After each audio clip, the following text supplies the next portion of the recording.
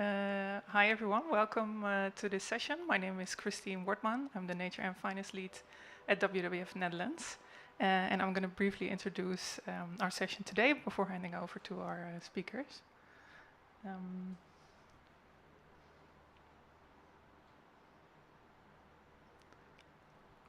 Sorry, the clicker is not working. Yes, thank you. So we're going to do a deep dive into our new Living Planet report today, which was published about 2 weeks ago. And Natasha is going to tell us all about it. And then afterwards, we're going to have a panel discussion on the implications for the food and the finance sectors, which are also two systems that are highlighted in the Living Planet report. So we're going to start with the keynote by Natasha, who's going to present the Living Planet report. Then we're going to do a Q&A. And then we have our panel discussion with some more room for questions and discussion with you guys as well.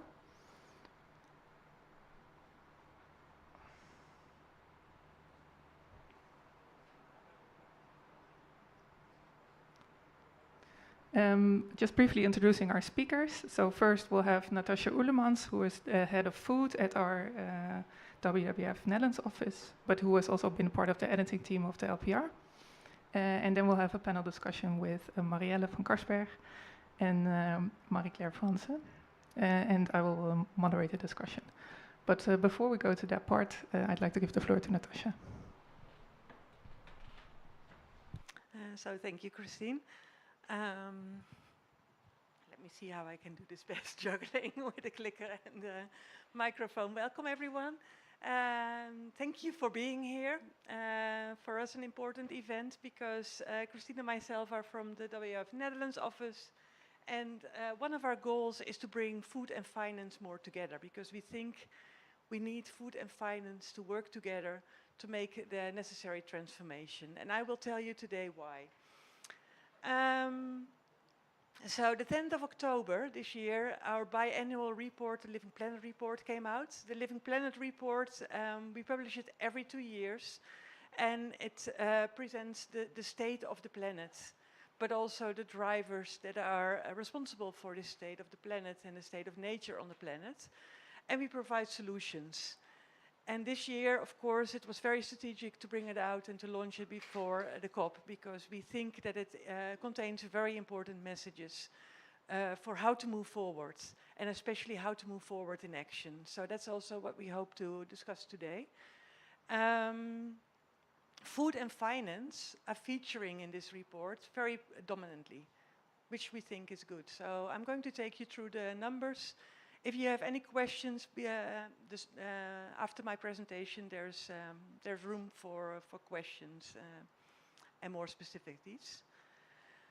So this Living Planet report is another wake-up call because it presents the Living Planet Index. The Living Planet Index is an indicator that is representing 35,000 populations of 5,500 species, vertebrate species.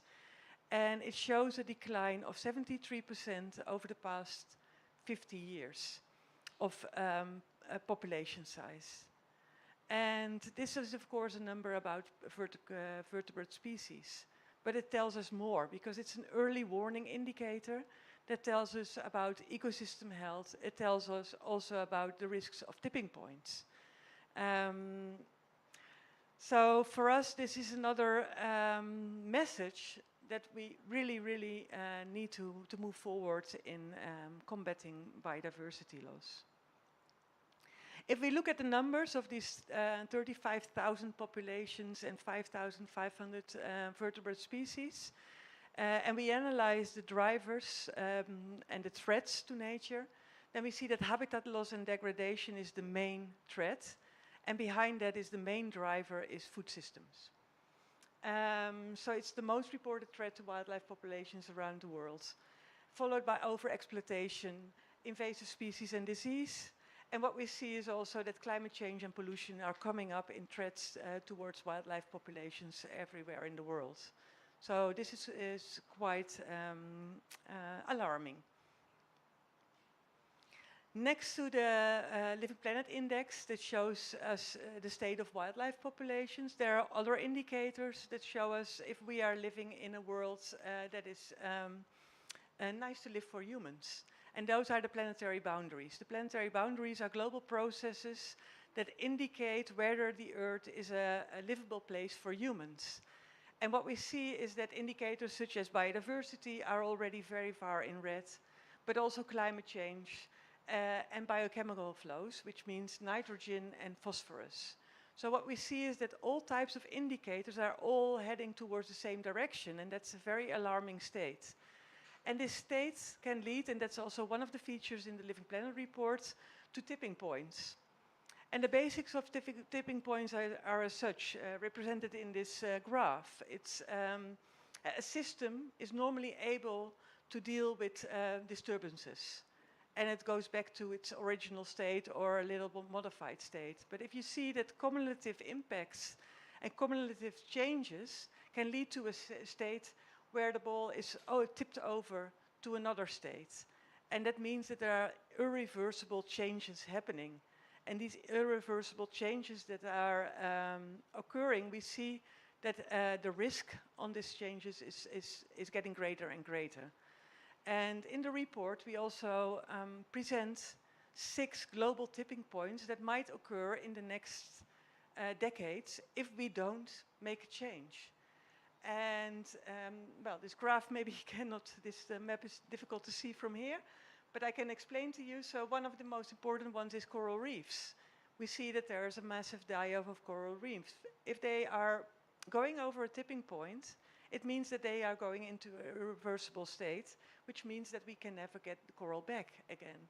And that's not only a bad sign for coral itself as a very important ecosystem for a lot of wildlife and marine wildlife, but it's also a danger to us humans because it means an enormous impact on fisheries, and it also means an enormous impact on coastal protection. So in that way, tipping points that are happening in nature also affect how we humans can live on this Earth. Another one is the cryosphere, which is the frozen parts of the planet. So that's the North and the South Pole, the Arctic and the Antarctic. And what we see there is, of course, a big melt of ice, which can lead to rising sea levels. But we also see the thawing of permafrost, which is happening at enormous rates and which can lead to increased methane and carbon emissions, especially in the northern parts. And the ocean currents as well can modify, and this will have huge impacts, especially for North America and Europe in the climate that we are going to face. And one of the important ones is the Amazon tipping point. This is also featured in the Living Planet report, and it shows that what is happening in the Amazon doesn't stay in the Amazon. So what we see there is that because of deforestation, there's more and more land that is without trees. So it does absorb all the rain, and it doesn't.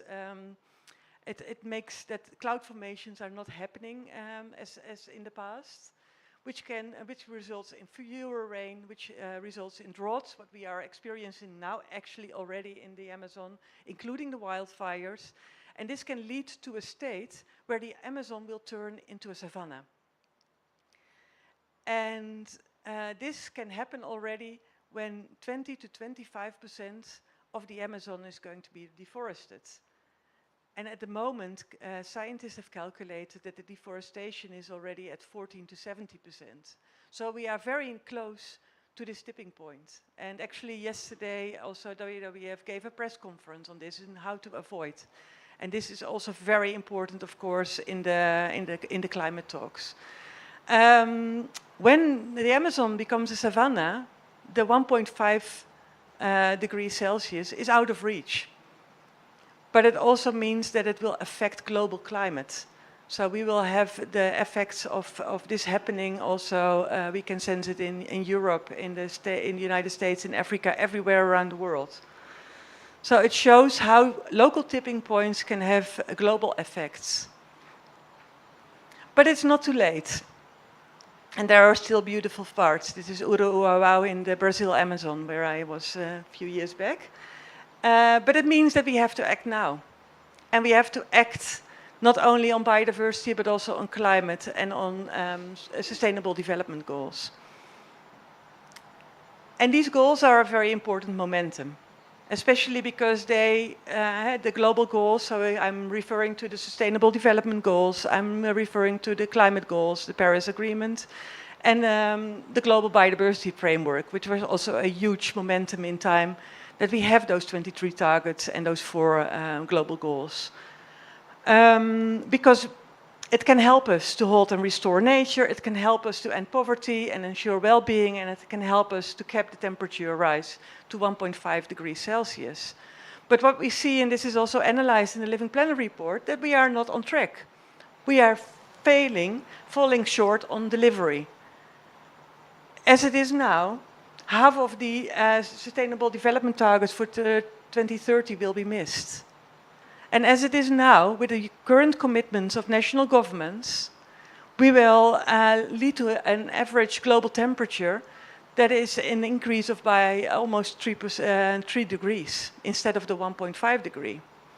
And as it is now, also with the national biodiversity strategic action plans that we analyzed, if they are already being submitted, then it seems that they are inadequate, they do not enough to tackle the drivers, and they lack financial and institutional support.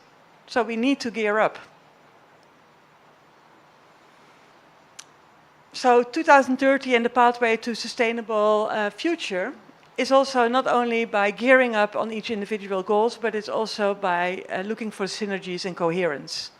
Because what we see is that many of these goals are being dealt with, and plans and implementation plans are dealt with in silos. And one of the reasons that, that we are here, and also what we as WWF want to come across, is we can tackle them in cohesion. We can find synergies, and we can make it, the implementation, even easier once we do that in coherence and opening up these opportunities. And one of the major forces behind it is the transformation of food systems, because it addresses all these 3 global goals. And especially food systems are key to deliver on biodiversity, climate, and sustainable development goals. Everything comes together in food systems. But the current global food system is illogical. There's many numbers being mentioned in the report about why it is illogical. I take you through a few. So it's responsible for about 27% of the global greenhouse gas emissions, even though it's hardly mentioned in the climate agreement and in the plans towards combating climate change. It's responsible for 70% of global freshwater withdrawals. So it's a huge user of water, and often at the expense of nature and ecosystem health. It's a main threat to 86% of species extinction.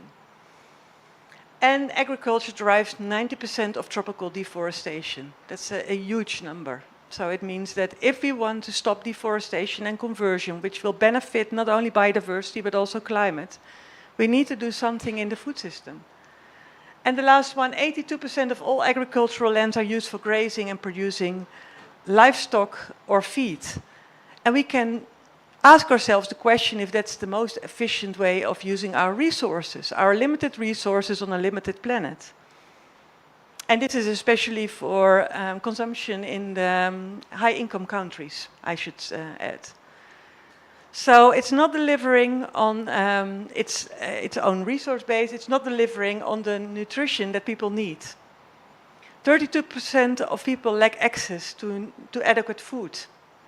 And on the other hand, 31% of people are obese or overweight. And we see that hunger is on the rise again. 10% of the global population go hungry every night. And especially since COVID, we see that these numbers, they were on the decrease and they are on the increase again. And maybe even more importantly, we are undermining also the resource base of food systems, of food production and food consumption. Because 52% of agricultural land is already degraded. And we see in many parts of the world that this degradation is even increasing also as an effect of climate change. 75% of all our food that we eat come only from 12 crops and 5 animals. So that's incredible. Our resource is very poor. When we are dependent on food security, we are dependent on 17 crops. And especially in the light of climate change, this can go awfully wrong. 40% of food is being uneaten, so it's produced, but it's either lost or wasted. And 38% of croplands, so where also food for humans can be produced, is being used for only producing food for animals.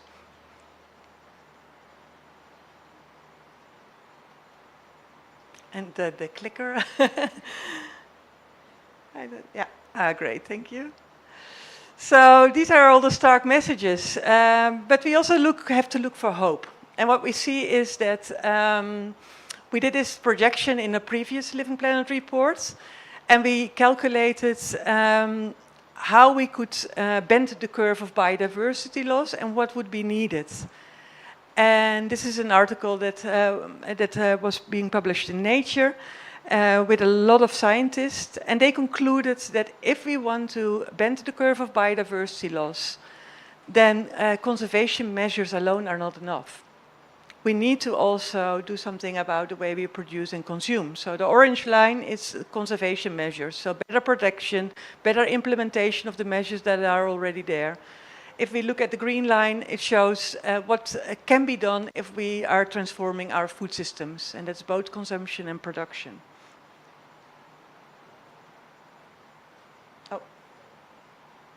So what do we need? And what can we do? How can food systems be part of the solution? Well, one of the first and most important one is to scale up nature-positive agriculture, nature-positive production of food that is looking at nature as an ally and not nature as an enemy.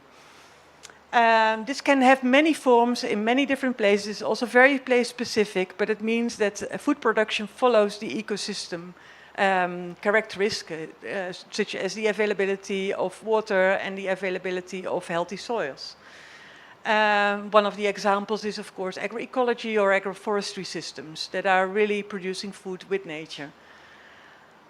The second one is ensuring that everyone has a nutritious and healthy diet. And that means that we also have to look, and this is also very region specific, but for instance, for a country like the Netherlands, it means that we have to engage into a protein transition, where instead of eating 60% of animal proteins, we should move towards 40, 30, or even 20% of animal proteins, also to give way and room to other parts of the world where maybe an increase in animal protein is needed. We drastically need to reduce food loss and food waste, representing 40% of the losses in the food chain. And to make this happen, it will be really important to increase financial support and foster good governance, including redirecting environmentally harmful subsidies. So what is needed? What is needed is an estimated 20 to 50 billion US dollar a year to transform these food systems. And of this, about $20 million should be spent on transformation of food systems, so helping smallholder farmers to transform to other production systems. It's logistics, it's investing in innovation, it's investing in new markets, it's investing in tackling food loss and waste and in other types of consumption, especially in countries where consumption needs to transition towards more plant proteins. And 300 billion a year is needed also to improve access to food for the poorest in the world. And this is a huge amount, but it's doable because there should be enough finance being able to make available by reallocating existing resources, such as $635 billion a year in subsidies that are now mainly spent on harmful activities, such as supporting over-excessive use of external inputs, or soy or maize production that is causing deforestation. Next to public support that can be redirected, Public procurement can be a huge driver of change. And of course, private sector investments are also crucial to accelerate food systems transformation. And then we come at the part of greening finance. And what you see, what we have published in the report there is a very interesting analysis that half of GDP is dependent on nature and the services that nature provides. But the economic system at the moment is not valuing nature. It's close to zero. So we need coordinated action to do three things, and that's greening finance, to align financial systems to deliver on nature and climate goals and sustainable development goals. We need financing green, so new innovative mechanisms to finance conservation measures and climate impact. And we need to redirect finance away from harmful activities. What we see, and this is also in the report, is that the negative financial flows are estimated at almost $7 trillion per year. I cannot even imagine the amount of zeros that are needed to represent trillion, but it's a huge amount. It's about 7% of global GDP. The positive financial flows are only a meager 200 billion US dollars. And what the report shows is that by only redirecting 7.7% of those negative financial flows, we could meet the funding gap for nature-based solutions and deliver on nature, climate, and sustainable development goals. So it's doable. It's just that we have to act. Sorry.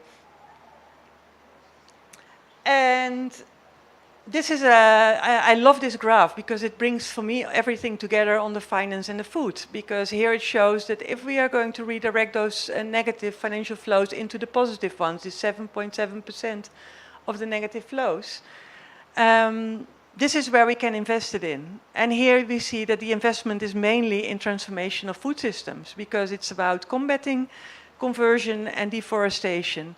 So it's about avoided grassland conversion, peatlands, and so on. But it's also in sustainable land management and in restoration of peatlands and mangroves and reforestation. So this graph for me shows that, yes, we can do it. And we know what we have to do. And the discussion, and I think that's also the discussion here on the COP, is how we're going to implement all these great plans that we are having and all these ambitions. Because we know that we need to do it, but the big question is, who's in? Thank you.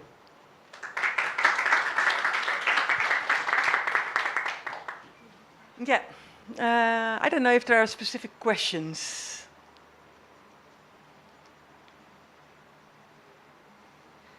No idea.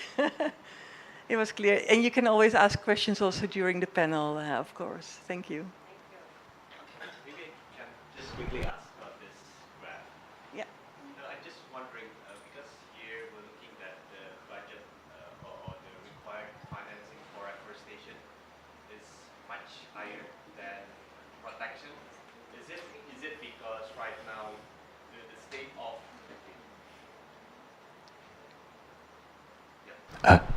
Thank you. So yeah, just going back to my question is as simple as why is the budget for restoration or the required financing for restoration is much bigger than protection? Because in my general knowledge, usually we always go through this hierarchy, protection, and then in the end is restoration is the last effort. But I just want to understand how we get these numbers. So yeah. Yeah. Well, I don't get the total specificities behind this because there's a research behind it, but I can send it to you. But what I would expect is that we need to put a lot of funds into restoration because there's a lot of land already deforested. So reforesting and restoring is far more expensive than protection. Because that's do no harm, it's protection, and reforesting is replanting, is also seeing who can do what, and you need to build a business case. So I suspect that that's behind it. Yeah, no, so can I assume that it means that for the amount of budget in the protection, it can actually make a bigger impact? Yeah. While for restoration, maybe it have a smaller scale, but because it's more expensive. Yeah. Okay. Yeah. No, and I think it's key. Ultimately, protection is, of course, it depends on especially legislation and enforcement of that legislation. So, and that's relatively cheap because it's less expensive than buying up land or having a different way of land management than it used to. Thank you. Thank you.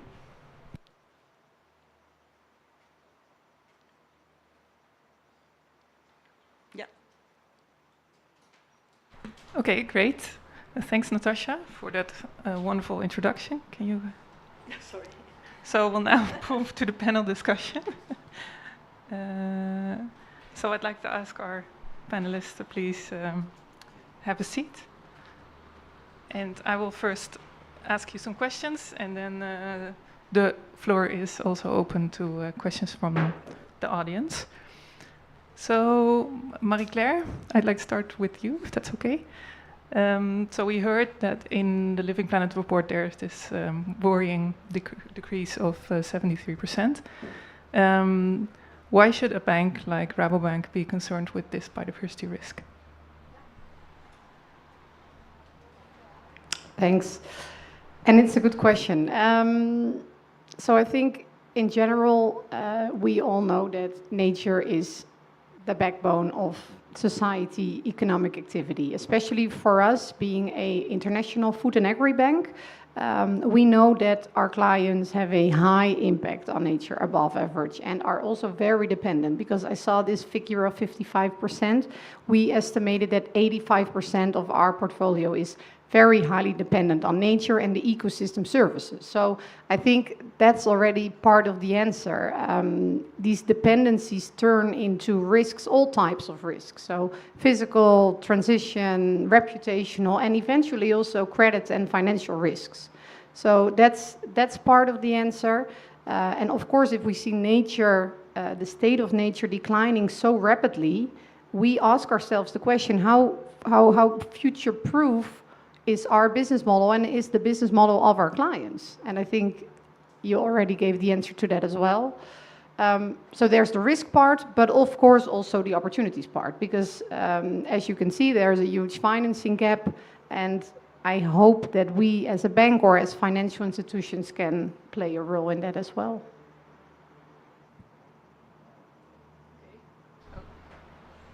Thanks. And then my next question is for you. How do you see the interrelation between food and finance, and why is it important for them to go hand in hand, as we try to pose here? Let me see.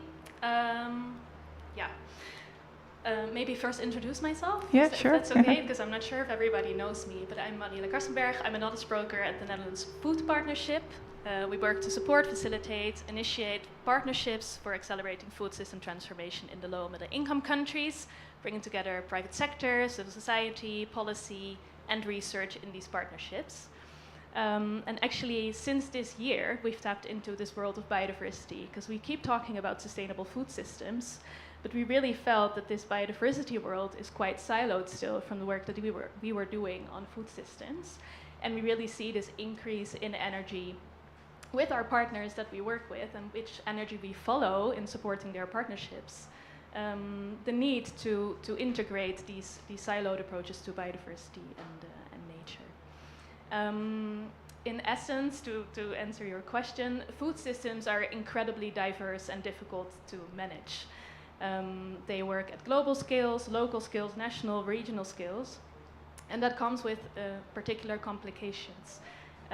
Also, biodiversity is very locally specific. That means that if you look at the role of finance in them, it also has to be aware of those complications and the decision making behind it.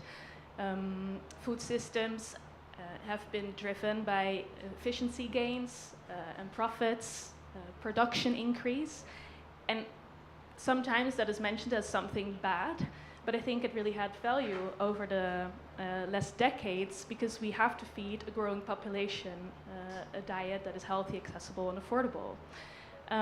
So it's something good, but now we realize that this intensification of the food system that has been driving our food system transformation, and where finance has played this crucial role to accelerate this and mobilize these efforts, is reaching those boundaries, or has already. I feel sometimes we feel like the catastrophe is coming, but I think especially for local populations, indigenous peoples, these catastrophes are already happening. But we have to kind of diversify these ideas of outcomes of our food system that include both climate and biodiversity, but also be able to feed a growing population this healthy and affordable diet. As finance has played a crucial role in the past for this intensification, I think they can also play a crucial role now in adopting this pluralistic value perspective and mobilizing their clients and everybody across the value chains that they work with to incorporate these other values in our food system. Great, thank you. Then for Natasha, you showed us a few insights in the Living Planet report, but I know that the real report includes many more. How can the food and finance sector use these insights? Yeah, I think very important, and I think what Marie-Claire was already saying, there's a risk perspective, and I think that's very prevalent in the report, is what are the risks that we are encountering at the moment, and you're completely right that especially in other parts of the world, many people are already faced with the consequences of the current system. What I see is that especially the financial sector, I think that's very novel in this edition of the report, can play a huge role in accelerating what is happening in the food system. Not only from the risk perspective, but also from the opportunities perspective. And investing in new ways of nature-positive production, I think there's a lot to be gained also in food loss and waste. And what I see is that especially in Western societies, the whole debate about protein transition is upcoming. And I think that also is offering new opportunities for new businesses, new business models, and new developments that we are not really aware of. So I also hope that this report, apart from the bleak messages that it's giving, is also giving the inspiration for new opportunities. Yeah, thank you. So just tagging onto that last message of yours, so it's also about opportunities. I'm curious about all of your thoughts on what are the most promising areas for investment into the nature-positive food system. So maybe, yeah, you want to go first? I think the opportunities are endless, but I did want to mention a few in particular. Diets and the protein transition is, I think, one of the crucial areas where we can play this innovative role. There's already a lot going on, where especially private sector is taking a real risk with new business models, where finance could really support that movement. One of the examples is PrimeJack. They're working on alternative proteins. It's a Dutch organization operating in Kenya and Uganda, where they work to get fibers from young jackfruit as an alternative to meat. It's financed by Invest International. It's a Dutch public-private finance institute. And I think that's one of the examples of how you can really use business and new business models with support of blended finance to make that happen. Another example, and that was already mentioned in the report also, food waste, because it's a huge problem. We are also working with a partnership on black soldier flies. They feed on the waste coming out of the food production system, but also provide themselves an alternative source for protein in the system. And then I added one after following a few of the sessions already the past couple of days, especially focused on youth. Because I think youth has a huge potential to transform the food system and include nature-positive solutions within their practices. It's usually important for youth to be motivated to step into the agricultural space, but also be facilitating in taking up these innovations and adoptions. And I think that can also be a motivating actor for them to step into the space. So I'm also looking into how finance and different finance modalities can support youth for agroecological practices, but also other solutions within this space. Yeah, and that's really interesting, and I'm not going to repeat all these areas already. What I'm also thinking is, because we see this figure, so we also see that it's not going quick enough, basically. So the question that I have, and within our organization, how do we scale up? How do we scale up that financing? And of course, blended finance is a very important solution to, well, unlock private finance with public finance. There's dedicated sustainable finance measures, etc. But if you look at financial institutions and their balance sheets, it's not yet, maybe not even 10% of their balance sheets, and we need to get these billions in. So that's why we're trying to think as well. As a bank, we steer on risk and reward, and what if we add sustainability into that equation? And there we have a couple of examples as well. For instance, the biodiversity monitor, where we actually measure and monitor on-farm biodiversity performance. And we can also stimulate good performance in terms of favorable financing conditions, interest discount. But we're also working with other parties in the value chain, because I think that's also very important, for instance, on regenerative agriculture. It's something that I did not hear yet, but also I think is going to be key. Where, for instance, also a party as McCain or a dairy producer can give a premium market price to farmers. So then there's kind of this stacked stimulation to farmers, and that's the way I hope at least that we can find that scalability as well. Natasha, anything to add from your perspective? No, I'm very triggered by the scalability, because I do think what I see also happening in the Netherlands, but also in other parts of the world, and WWF is also supporting that, is that we are working with farmers, with cooperatives, and we see that there are very promising developments happening, especially in agroforestry, agroecology, regenerative agriculture. But we also see that it stays at a certain level, and that for scaling up you need to have financial mechanisms. You need to have also a favorable government. So that's also one of the reasons why we are here pushing also for how can, for instance, agroecology be part of the MBCEPs of national governments. Because then you can create favorable conditions for scaling up, and then it doesn't stay at programs or projects or limited market access. So for us, it's basically here on the COP, but also in our private sector engagement, is how can those two work together, and how can we make sure that this is accessible for farmers around the world. If we look at different types of farming practices that we need to stimulate and develop to deliver on this biodiversity and climate goals. And I think it's a huge opportunity, and especially with the risks, you know, as a kind of stick, but also the carrot in the kind of opportunities that are there, to work together, both public and private investments. Okay, back to you, Marie-Claire. You talked about the biodiversity monitor, which we'll also present in the next session just after this one. How are you operationalizing biodiversity and nature within the bank? Yeah, it's on the one hand, I'm here to say that we are a cooperative bank. We are an international bank. We were founded by farmers, so nature, biodiversity is something that our clients work with every single day. So I think that we should not forget. Maybe not always in the way that we think it should be.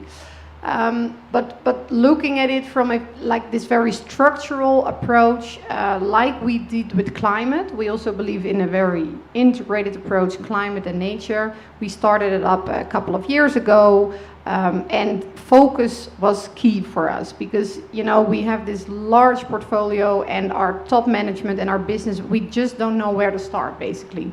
So doing impact analysis, doing dependency analysis has led for us to a combination of sector and countries.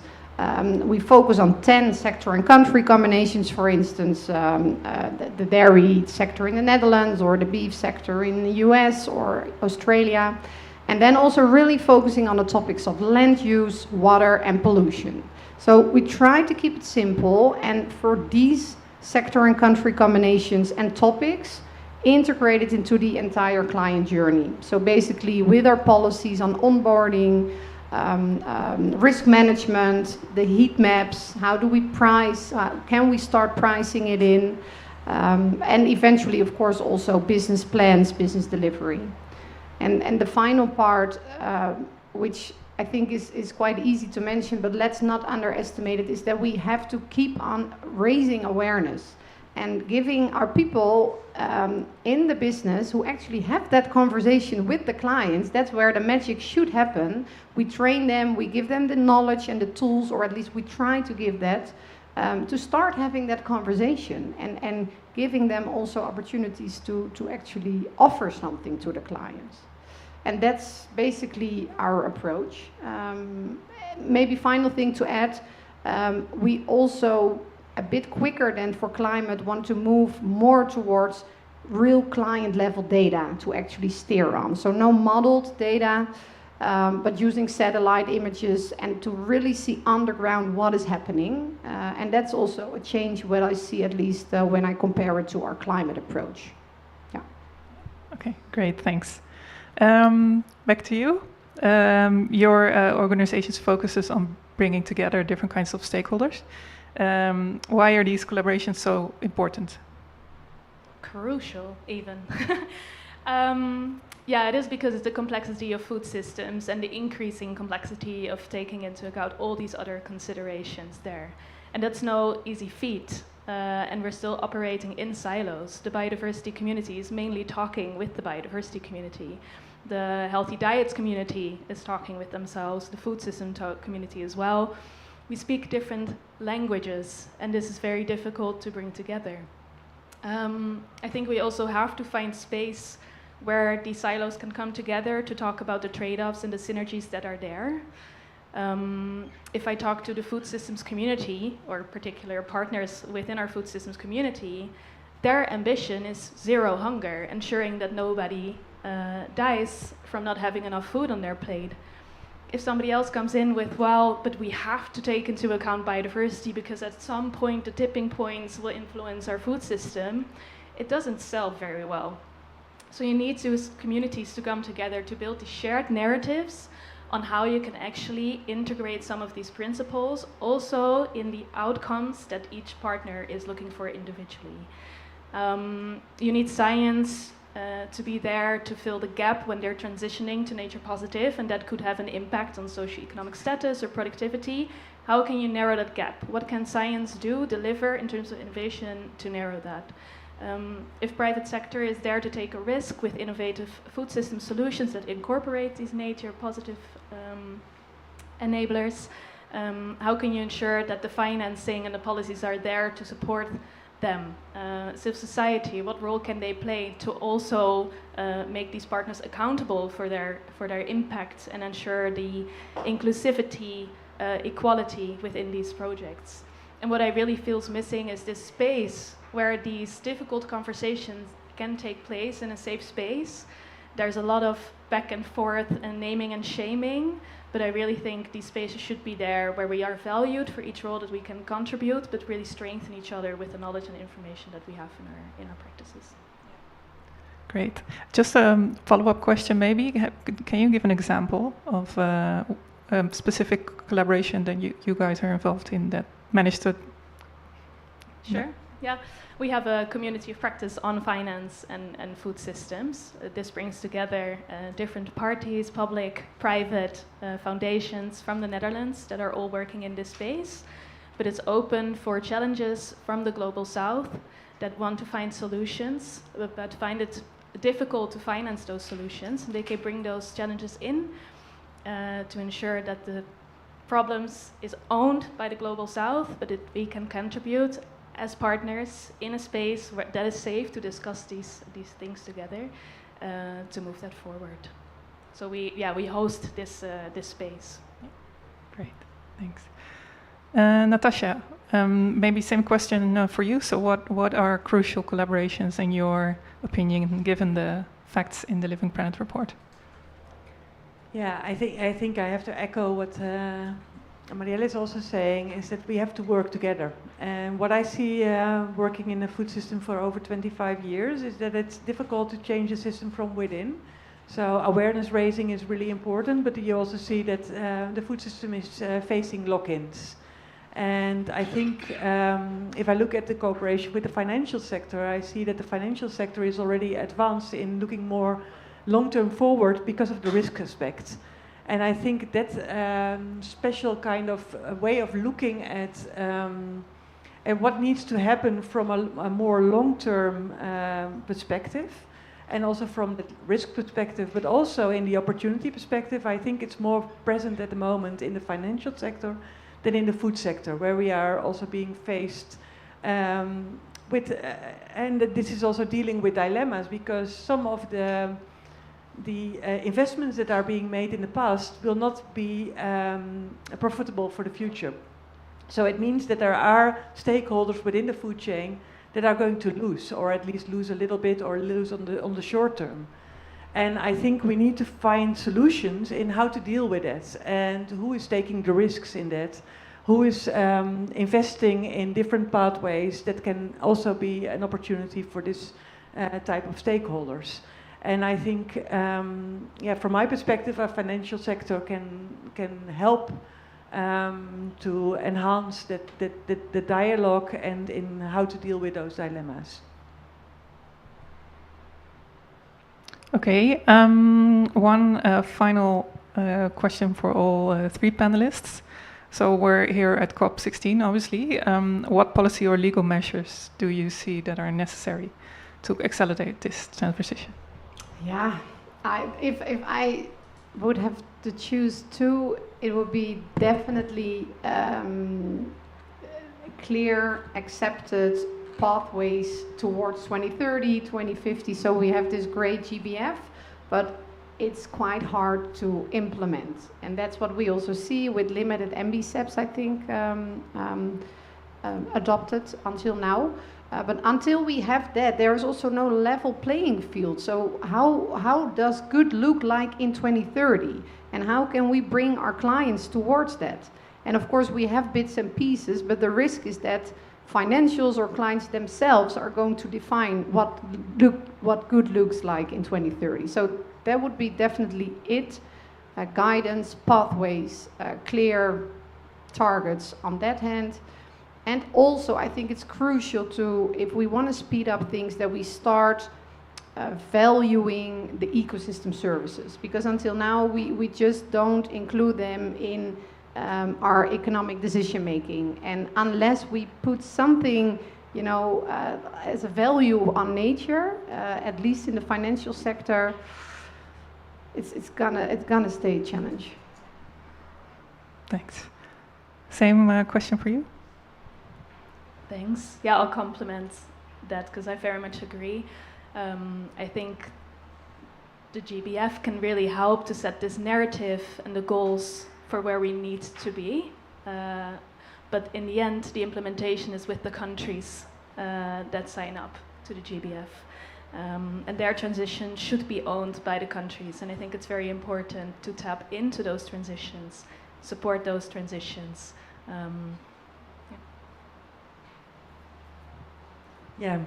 Also I can only echo that, and what I see is that what I try to present here is that food systems are at the heart of realizing those goals, not only of the GBF but also the climate agreement and also the SDGs.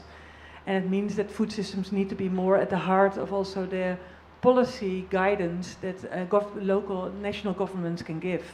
Not only in regulation or supportive measures, but also in redirecting financial flows.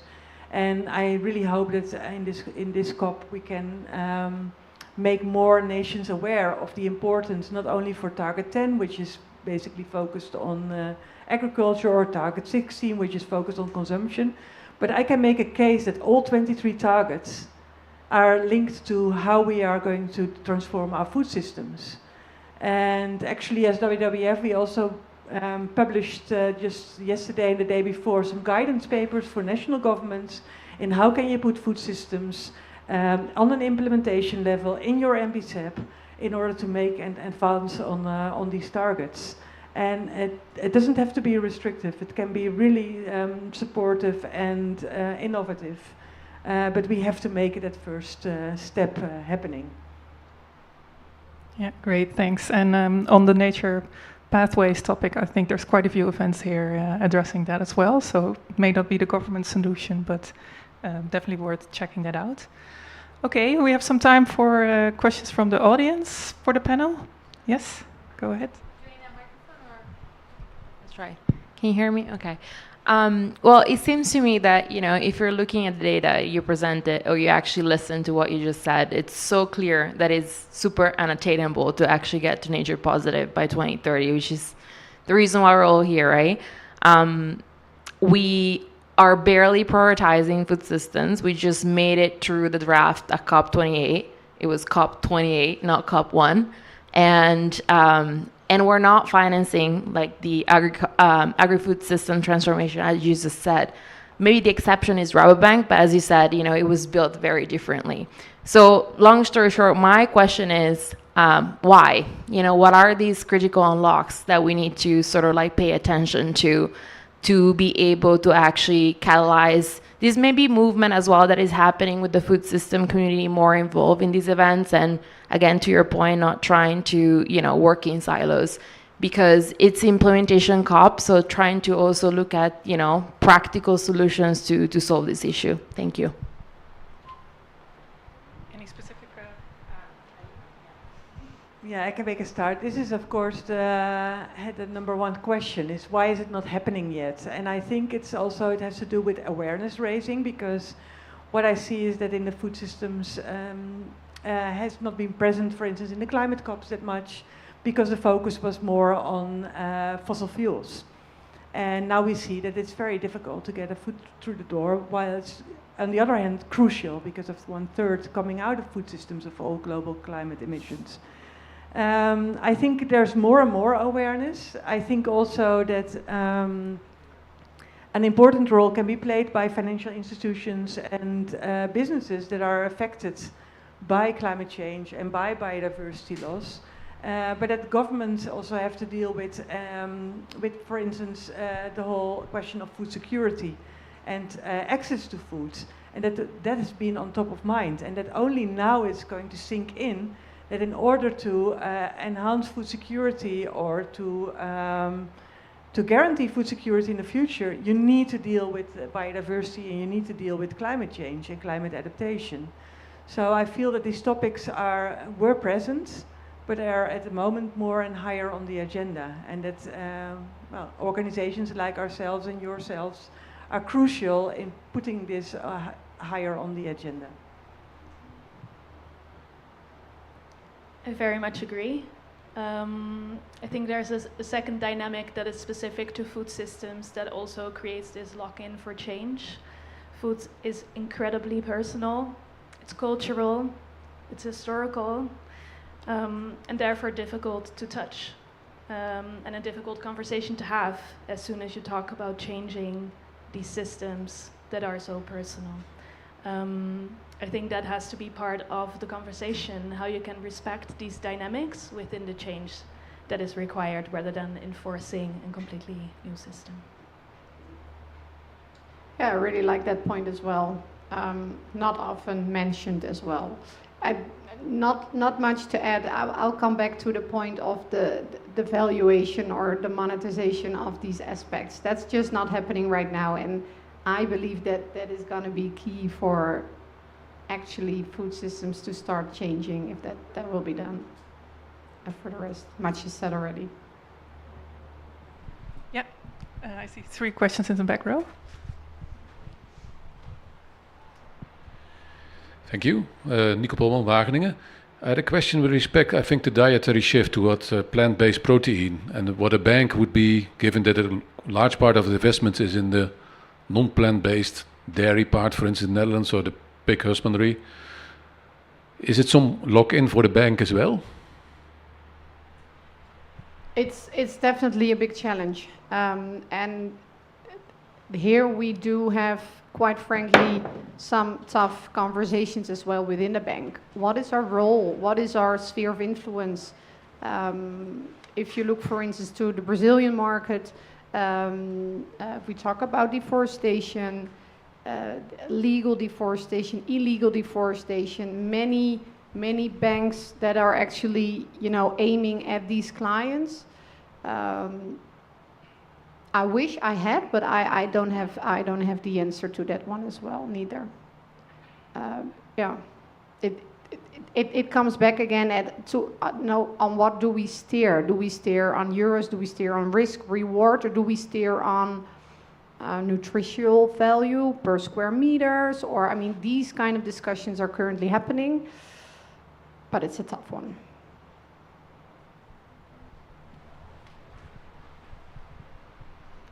Thanks very much for your interventions. I just wanted to pick up on the point you made about the need to value ecosystem services, and it's not really happening yet. What's needed from your point of view to get advances in that field? Is it about data availability, metrics? Like, what's the kind of sticking point to really make advances there? Thank you. Definitely data, but I think we should not hide, behind the data issue. We're gonna hear that a lot. But if we are looking, quite frankly, there's a lot of data out there. And especially what we're seeing within the bank, since we do have a lot of polygon information, and there is already great, satellite technologies that can really help us in that matter. Maybe even more for nature-related metrics than for climate-related metrics. So, but an accepted framework for a bank is crucial. So something that central banks or sector unions kind of accept. So here again, we have great, I think, true value, true price, these kind of things are out there. But for it to be accepted and for it to be integrated into our risk management processes, we're not there yet. And because, we work with money that's from your savings, so we cannot just, that requires real, also data and insights that have been out there for many years before we can actually implement it. And that I see also as a big challenge. Yeah. Just a follow-up question. You mentioned the role of the central bank. And I think we haven't heard that before today. Can you elaborate a little bit? Yeah, so I think in Europe we're quite lucky with the central bank, with Frank Elderson stepping up so heavily on nature-related risks, specifically as well for banks and other FIs. So we have seen a huge, step up, I would almost say, a couple of years ago when the ECB guide was adopted, focusing a lot on climate still, but environment is in there as well. So I think ECB or other central banks, so the Dutch central bank as well, was one of the first ones who estimated these dependencies of financial portfolios on nature and ecosystem services.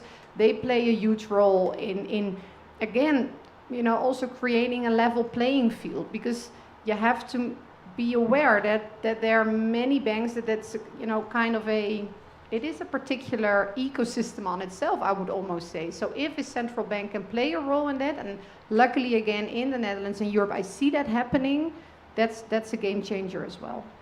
Yeah. Great, thanks. I think there was another question here. Yeah. Hi, I'm Vincent Hoff from Foundation for Sustainable Development. It was already a little bit asked before, but on ecosystem services, because I came a little bit later, but what I heard was we are speaking in different languages, different silos. There's speaking about zero hunger, biodiversity, nature positive, and in terms of having these binding narratives that can bring everything together, ecosystem services is one that can bring this together, because you're looking at the ecosystem, so at food, at biodiversity, but also at our social, economic, but also local communities, how they are impacted by changes in ecosystem services. And especially in the Netherlands, we work a lot on this topic. We work together with Wageningen Economic Research on the implementation of ecosystem services in decision making. What are the effects of macroeconomic changes? And in terms of maybe hearing from others, we heard it already a little bit, but what are your opinions on this binding narrative? And are there other binding narratives that combine all these spheres together that we can work from, and how to operationalize these narratives? Big question. Maybe some first ideas. Just from my own experience coming from the food system perspective and now tapping into this world of biodiversity, I didn't know anything about ecosystem services until this year pretty much, and it's been a huge learning curve. And there's also a huge amount of information available here at CBD, EatBest, that has this plural value perspective that is so needed. What I think is crucial is to share this information with all these other communities so that they can build on this narrative and understand how it can be operationalized in their practices. So I don't have other examples, but I really do agree with the need for the shared narrative and to build that in collaboration with all the different partners around the table.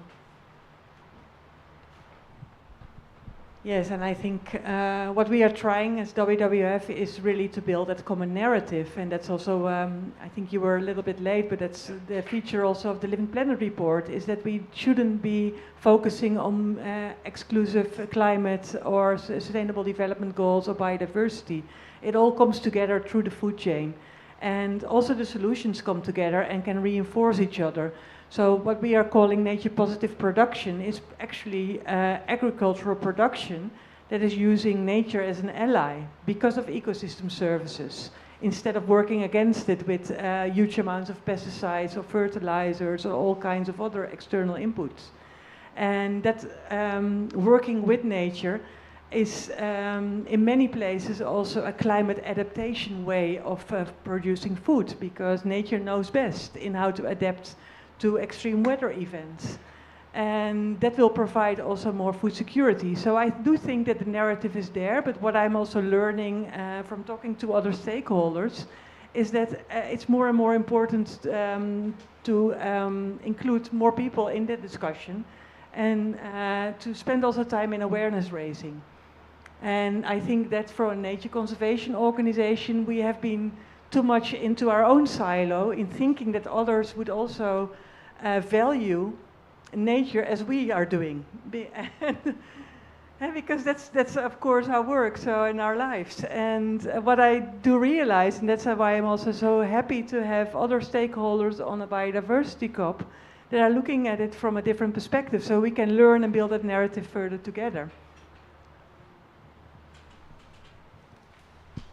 Yeah, I'm here as well to learn. So I would almost refer the question back to you in the audience. So what is resonating indeed within your organizations or your companies for which you work for?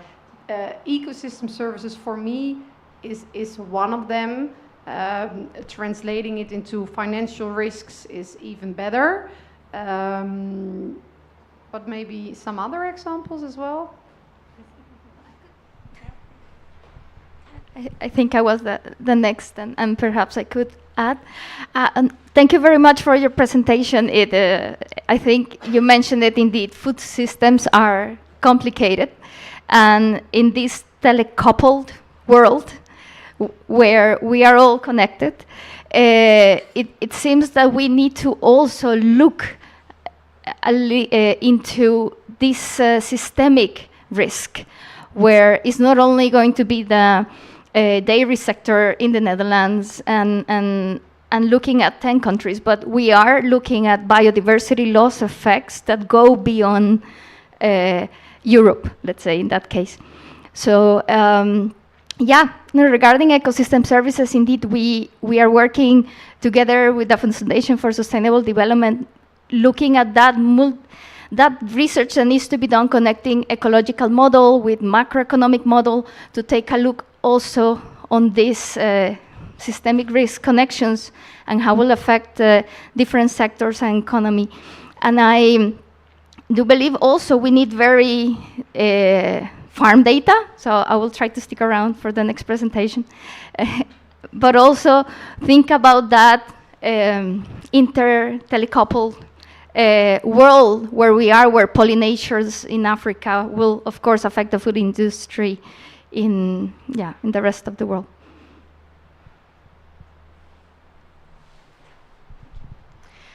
Yeah, maybe just like one thing to add from my side is that payment for ecosystem services is super important, right? Like they're relatively new and they always spark like quite huge debates, especially like around water. And I know we talk a lot extensively about it. Personally, I believe we're already giving a value to nature. That value is zero, right? So like we need to kind of like move on from that because we're a capitalistic society as well. But there's also a risk that, you know, and I think it's something we tend to do quite heavily in the nature space and the food system community as well, that the new thing gets all the attention and we forget that is never the answer to all solutions. So payment for ecosystem services is just part of a, you know, series of mechanisms that we still don't know about, so they still need to be developed. And that's where it's super important what you said earlier about partnerships, like banks getting involved and like us speaking the same language, because probably the solution is still not here, or most probably is actually a combination of different mechanisms, right? Including the quote unquote old ones now, like green bonds, etc., right? And so I think it's important that we start looking, to your point again, on like frameworks and understand what works where and why, so that we can replicate it at scale faster and with lower cost in general. Hello, my name is Ben Dobson. I'm one of the few Americans here. I think in the current status of things, it's not surprising there aren't many. I started a group called Hudson Carbon Research Foundation, and we work with several partners to build ecological methodologies. But one point that I see, and I think your point is very prescient, is that there's lots of buzzwords, but I think what's happening is our economic system, our economic formulas put a zero value on nature. And payment for ecosystem services, the very words payment for ecosystem services, does not yet bring land, its ecological function, into the core economic formula. So we don't account for stocks and reserves. And payment for ecosystem services, unfortunately, feels like another way of actually accounting for what we have to protect and how those stocks are either going up or going down. So all of this, whether it's been green bonds, all of the discussions have avoided the elephant in the room, which would change a lot of balance sheets drastically. And so this is my organization. We've come close to doing payment for ecosystem work, but we never have, because we have not been able to find partners who are really willing to readjust their balance sheets properly. So that's kind of the issue we see, is that, you know, we all get together, we come up with payment schemes, and it's really about companies looking good to consumers. And then if we all look at where most of our money comes from, it comes from this very system that doesn't value the thing we're all here talking about today. So we have some pretty deep challenges, and you know, one of my focuses here with some international folks is we've been encouraged to see banks, definitely not originating from the United States, that are starting to think about how to create new balance sheets, and it's really hard to put a number on nature, but if we at least can start to book our reserves, because if a payment for ecosystem service, an ecosystem service, we pay for the water that's being delivered or the carbon, that's simply a dividend.